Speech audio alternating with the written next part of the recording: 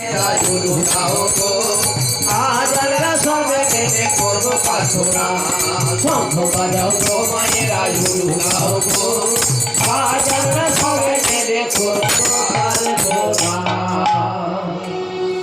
তবে মা নিজের জন্য কেউ কিছু চাইবো না, একটু মনে থাকবে। শুধু এখানে বলে নেয় বাড়ি গিয়ে এখান থেকে নিয়ে যাবো সঙ্গে।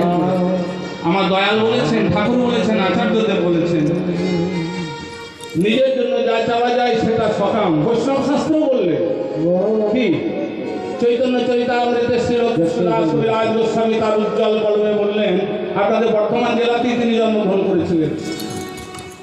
তিনি ছিলেন শ্রীমান মহাপ্রভুর পার্ষদ, তার নাম হল শ্রী কৃষ্ণদাস কবিরাজ গোস্বামী।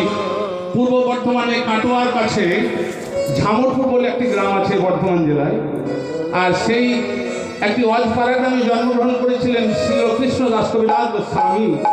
তিনি 80 বছর বয়সে শ্রীমান মহাপ্রভুর নির্দেশক্রমে একটি গ্রন্থ রচনা করেছিলেন। সেই গ্রন্থটির নাম হল চৈতন্য চরিতামৃত।